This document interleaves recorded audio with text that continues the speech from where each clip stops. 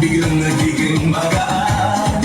Mga paa kung saan gumagalaw, kamay sabay na itinataas. Habang tumatagal ang sayawan, lalong gumagaan ang pakiramdam. Bakit sumbak ito ang sagot?